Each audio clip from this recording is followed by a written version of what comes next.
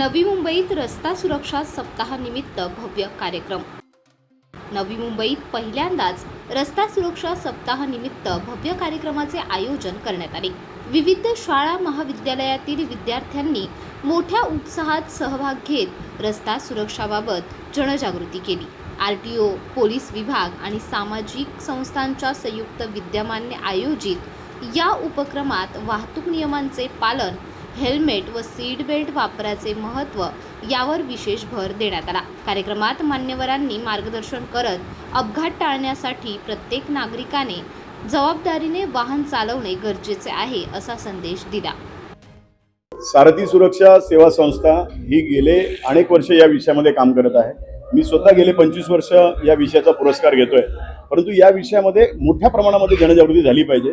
कारण आपण जर पाहिलं तर अगोदर 1.5 लाख लोक रस्त्यावर मृत्युमुखी पडत होती, आता त्याची संख्या वाढून 1,80,000 झालेली आहे। म्हणजे हा आकडा वाढलेला आहे, त्यामुळे समाजामध्ये असे लोक आले पाहिजेत। हा उद्देश मनामध्ये ठेवून या क्षेत्रामध्ये जे लोक काम करतात त्यांना प्रोत्साहित करण्यासाठी आजचा हा महारक्षक पुरस्कार सोहळा आपण दिलेला आहे। कारण रस्त्यावर संरक्षण करणं हे महत्त्वपूर्ण आहे आणि याच्यामध्ये आपण विविध घटक घेतलेले आहेत की रक्तदान देखील महत्त्वपूर्ण आहे। कारण अपघात व्यक्तीला प्रथम रक्तदान लागतं। एखाद्या अपघात झाल्यानंतर एखाद्या वाहन चालकाचे डोळे जातात, म्हणून नेत्रदान क्षेत्रात काम करणारं व्यक्तिमत्व। एखादा व्यक्ती अपघातामध्ये मृत्युमुखी पडतो आणि तो सामाजिक संदेश देऊन जातो की माझ्या अवयवाचा वापर जर होऊन एखाद्याला जीवन मिळत असेल तर अवयवदानाचा देखील संदेश। अशा प्रकारे विविध क्षेत्रातील या रस्ता सुरक्षेशी संबंधित असणाऱ्या लोकांचा या ठिकाणी आपण सत्कार संपन्न करण्यात आला हा सोहळा। त्याचबरोबर माझा वाहनांचा दहशतवाद हा कार्यक्रम आहे, तो आपण या ठिकाणी न ठेवता आपण CPRचं प्रशिक्षण ठेवलं। कारण अपघाती व्यक्तीला गोल्डन आवरमध्ये त्याला मदत होणं अत्यंत आवश्यक आहे आणि तो संदेश देण्याचा या कार्यक्रमाच्या माध्यमातून आपण या ठिकाणी प्रयत्न केलेला आहे। आणि निश्चित स्वरूपामध्ये आमचं जे अभियान आहे की चला सर्वजण मिळून वाहतूक नियमांचं पालन करूया, अपघात विरहित देश घडवूया, मिशन सुखरूप यशस्वी करूया। निश्चित स्वरूपामध्ये उपप्रादेशिक परिवहन कार्यालय नवी मुंबई यांच्या सहकार्याने हा कार्यक्रम यशस्वी होतोय। त्याचबरोबर नवी मुंबई महानगरपालिका यांनी देखील आम्हाला मोलाची मदत केलेली आहे। कारण या संपूर्ण टीमचं याच्यामध्ये योगदान आहे आणि अशा प्रकारे रस्ता सुरक्षा समितीमध्ये रस्त्याशी संबंधित सर्व घटक येऊन हे अपघात कमी करण्यासाठी प्रयत्न करतात। नागरिकांनी देखील या विषयाचं गांभीर्य ओळखून या विषयामध्ये सक्रियपणे काम केलं पाहिजे। विशेषतः अपघाती व्यक्तीला बिनधास्त बेधडकपणे मदत केली पाहिजे। आता जर हॉस्पिटलला त्याला जर तुम्ही घेऊन गेलात तर तुम्हाला बक्षीस देखील आहे। त्याचबरोबर 1.5 लाखाचा विमा सरकारने जाहीर केलेला आहे। आमची संस्था पाठपुरावा करते की किमान 5 लाख रुपये आता लवकरात लवकर सुरू करावेत। त्याचबरोबर दिल्लीच्या धर्तीवरती संपूर्णपणे मोफत इलाज व्हावा अपघाती व्यक्तीचा, यासाठी देखील सर्व संस्था प्रयत्न करतात। आमची संस्था शासनाकडे पाठपुरावा करत आहे। शेवटचा प्रश्न, हे पहा, रस्ते पे सब कुछ चलता है हे सोडा, मी सुधारेन, मी चांगलं रस्त्यावरती वाहन चालवेल याची दखल घेऊन काळजी घेण्याची गरज आहे। कारण रस्त्यावर चालणारा कोणीही व्यक्ती असेल तो कोणाचा ना कोणाचा नातेवाईक आहे, तर प्रत्येकाची काळजी घ्या। लक्षात घ्या की 18 ते 35 वयोगट हा सर्वाधिक या रस्ते अपघातामध्ये मृत्युमुखी पडतो, त्याचा दर जास्त आहे। म्हणून आमची संस्था शाळा आणि कॉलेजमध्ये जाऊन या विषयाची जनजागृती करते। पुण्याचं प्रकरण आपण पाहिलेलं आहे, किती वादग्रस्त गेलेलं आहे। तशाच प्रकारचे अनेक प्रकरणे नवी मुंबईतलं सेक्टर 8 CBD येथे झालेला आत्ताच अपघात, त्याच्यामध्ये देखील अल्पवयीन युवक त्या ठिकाणी वाहन चालवत होता। प्रत्येकाने वाहन कोणाला आपण चालवायला देतो त्याच्याकडे वाहन परवाना आहे की नाही हे लक्षात घेतलं पाहिजे। बिनधास्त बेधडकपणे आपल्या मित्रालाही चावी देऊ नका, कारण तो गुन्हा त्या वाहन चालकाच्या मालकावर दाखल होतो। ही भूमिका आपण लक्षात घेणं गरजेचं आहे। जास्तीत जास्त लोकांनी या विषयामध्ये जनजागृती करावी। आपल्या मुलांना वाहन बिलकुल सुद्धा जर त्याच्याकडे वाहन परवाना नाही तोपर्यंत देऊ नका। त्याला अगदीच रस्त्यावर वाहन चालवण्याची हौस आहे तर त्याची हौस निश्चित पुरवा, पण ती सायकलीच्या माध्यमातून। सायकल चालवायला त्याला निश्चित द्या। 18 वर्ष पूर्ण झाल्यानंतर त्याला दुसरी दुचाकी द्या, मग परवाना घेतल्यानंतर, रोड सेफ्टीचा नॉलेज घेतल्यानंतर। जीवन अत्यंत अनमोल आहे। या भावनेमधून रस्ता सुरक्षेला अत्यंत वेगळं असं महत्त्व आहे। देशात आणि महाराष्ट्र राज्यामध्ये वाढणारे रस्ते अपघात आणि त्यामध्ये होणारे मृत्यू हे अत्यंत चिंताजनक आहे आणि यासाठी पूर्ण जगाच्या पातळीवर, देशाच्या पातळीवर आणि राज्याच्या पातळीवर 2030 पर्यंत राज्यातले आणि देशातले रस्ता अपघातातील मृत्यूचे प्रमाण हे 50% कमी झालं पाहिजे, अशा प्रकारचं उद्दिष्ट ठेवून परिवहन आयुक्त कार्यालय रस्ता सुरक्षा सेल कार्यरत आहे। तर या संदर्भामध्ये रस्त्यावरील अपघाताचं प्रमाण कमी करायचं असेल तर याशी जोडणारे जे सर्व शासकीय विभाग आहेत आणि या विभागाशी काम करणाऱ्या सर्व स्वयंसेवी संस्था यांचं सहकार्य अत्यंत महत्त्वाचं आहे. जोपर्यंत अशा प्रकारच्या सेवाभावी संस्था आणि त्याला सहकार्य करणारे प्रायोजक आणि सर्व समाजातील घटक पुढे येणार नाहीत आणि त्यांच्यामध्ये जनजागृती होणार नाही, तोपर्यंत आपल्याला अपघाताचं प्रमाण कमी करता येणार नाही. आणि म्हणून आज सारथी सुरक्षा या स्वयंसेवी संस्थेने, विशेषतः मी विनय मोरेंचं या ठिकाणी विशेष कौतुक करतो की गेल्या एक 20-25 वर्षापासून जे काम या ठिकाणी नवी मुंबईमध्ये सुरू झालेलं आहे, म्हणजे एक रोपटं लावलं होतं आम्ही, त्याचं आता वटवृक्षामध्ये रूपांतर झालेलं आहे. त्यामुळे या संस्थेच्या वतीने या क्षेत्रामध्ये काम करणारे डॉक्टर्स असतील, काही इंजिनियर्स असतील, काही ड्रायव्हिंग स्कूलचे चालक मालक असतील, काही रक्तदानासारखे काम करणारे काही व्यक्ती असतील, हे सगळ्यांची गरज जी आहे, आपण म्हणतो ना, सगळे स्टेक होल्डर्स जर बरोबर घेतले आणि आपल्या सगळ्यांनी मिळून एक इंटिग्रेटेड अप्रोच एकत्रितपणे जर काम केलं तर अपघाताचं प्रमाण 100% कमी होऊ शकतं. महाराष्ट्र राज्यामध्ये आता गेल्या 3 वर्षामध्ये जो नेहमी दरवर्षी वाढीचा ग्रोथ होती ती आता निगेटिव्हमध्ये गेलेली आहे. आणि यावर्षी मला खूप आनंद वाटतोय की मागच्या 2 महिन्यामध्ये, जानेवारी आणि फेब्रुवारी महिन्यामध्ये रस्ता अपघाताचं प्रमाण 8% कमी झालेलं आहे. तर हे फक्त एका स्वयंसेवी संस्थेने किंवा एका शासकीय विभागाने करून चालणार नाही. आपण सगळ्यांनी मिळून एकत्र आलं पाहिजे. मला असं वाटतं की काम करणाऱ्या सगळ्यांना प्रोत्साहन दिलं पाहिजे, त्यांचं अभिनंदन केलं पाहिजे. हा सारथी सुरक्षा संस्थेने जो उपक्रम सुरू केलेला आहे, आणि विशेष म्हणजे त्यांनी सगळ्यांना मिळून जो उपक्रम केलेला आहे, तो मला वाटतं की जास्त एक मग चांगला मेसेज समाजापर्यंत गेलेला आहे. आणि म्हणून मला असं वाटतं की आज मी या संस्थेचं आणि ज्यांना पारितोषिक मिळालेलं आहे त्यांचं खूप खूप अभिनंदन. साहेब, मी सांगितल्याप्रमाणे जसं की आता आपण छोटे कुटुंब पद्धतीकडे चाललेलो आहोत. प्रत्येक कुटुंबाचा, म्हणजे एखाद्या कुटुंबातला एखाद्याचा मृत्यू होणे रस्ता अपघातामध्ये म्हणजे एक कुटुंब आपण व्यवस्था म्हणजे खराब करतोय, अशा पद्धतीचा मेसेज जातोय. आणि म्हणून घरातली प्रत्येक कुटुंबातली व्यक्ती हे अत्यंत महत्त्वाचं आहे. त्या व्यक्त्या फक्त कुटुंबासाठी नाही, या राज्यासाठी नाही, देशासाठी.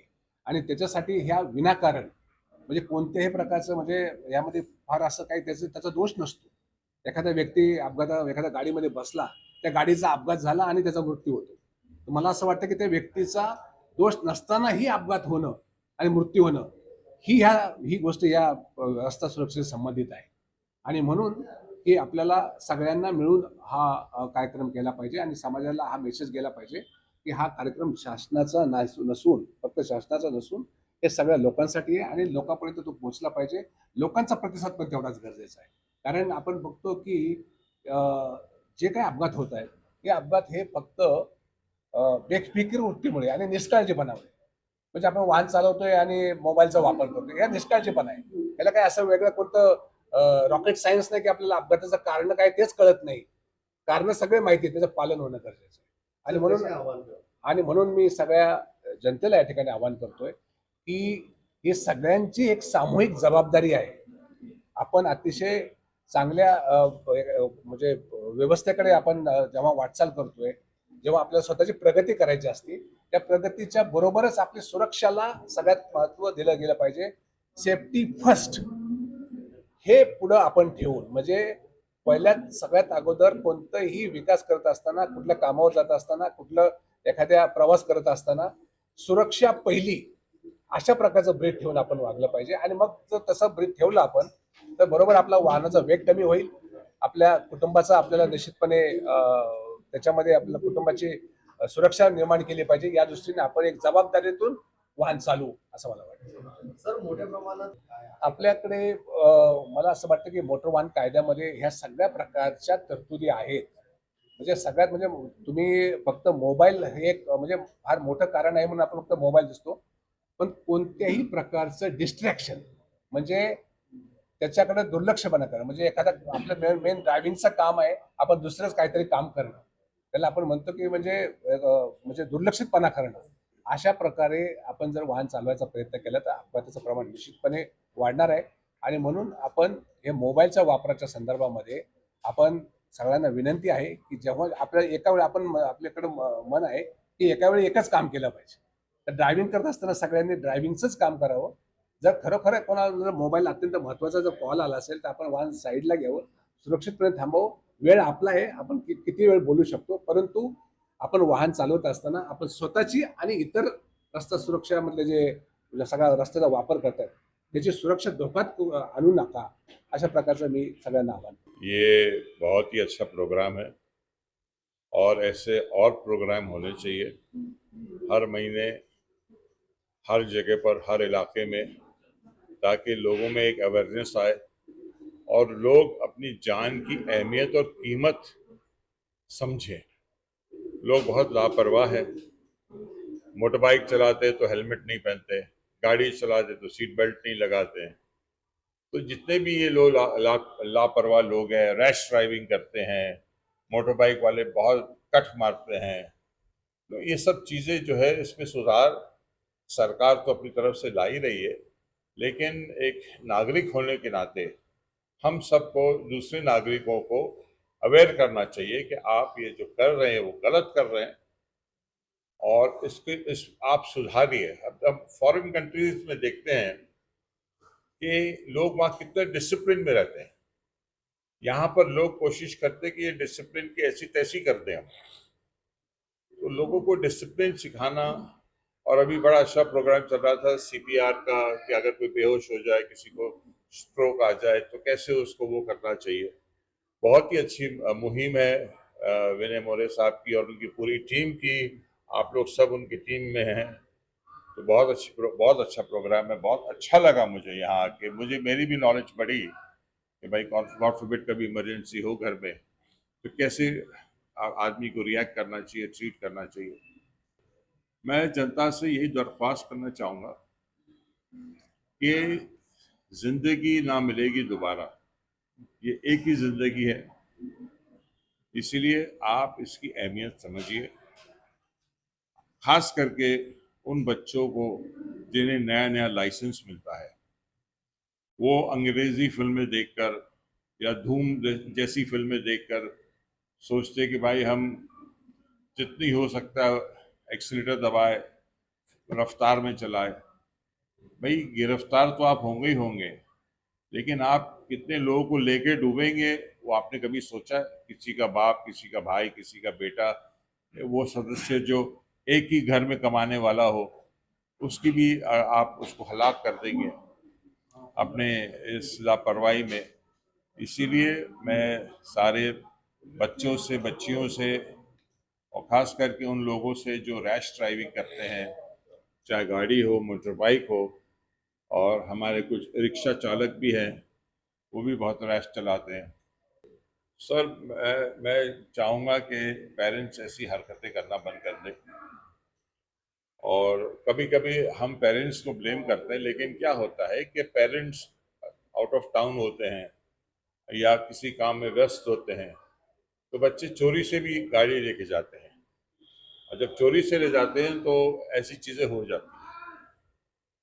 तो मैं ये चाहूँगा कि अगर आप लोग चाबी अपने साथ रखें या अपनी निगरानी में रखें, और बच्चों को, अगर आपको ड्राइविंग जब उनकी उम्र हो जाती है तो आप उनको प्रॉपर ड्राइविंग स्कूल में डालिए, क्योंकि ड्राइविंग स्कूल उनको सिखाएगा कैसे लेन फॉलो करना, कैसे सिग्नल्स फॉलो करना, और कैसे एक डिसिप्लिन में गाड़ी चलाना।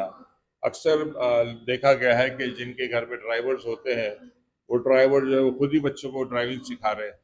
अब ड्राइवर जो है वो क्या बच्चों को ड्राइविंग सिखाएगा, और आगे चल के वही बच्चे गाड़ी ठोकते हैं, गाड़ी रैश चलाते हैं। तो मेरी तो यही विनती है कि आप लोग ना एक ये अवेयरनेस का प्रोग्राम और रखिए, और कीजिए, हर इलाके में रखिए, और लोगों से कहिए कि इसे ज्वाइन करें। बच्चों को खास करके स्कूलों से आप कह सकते, टाई अप कर सकते हैं। और मेरी जब कभी भी ज़रूरत होगी, मैं हमेशा आप लोग के साथ खड़ा हूँ और हमेशा खड़ा रहूँ।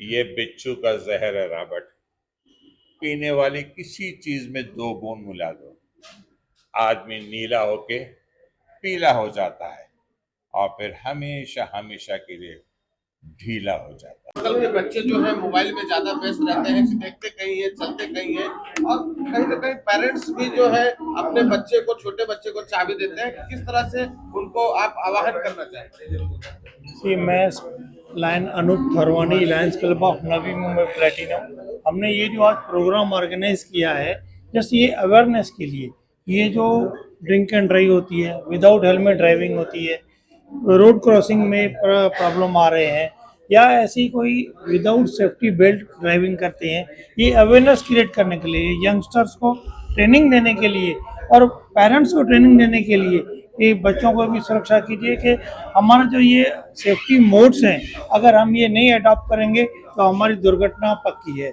ये दुर्घटना को अवॉइड करने के लिए ही हम लोगों ने ये अवेयरनेस के प्रोग्राम रखे हैं। उन हीरोज़ को ऑनर कर रहे हैं जो लोग इनकी जान बचाते हैं।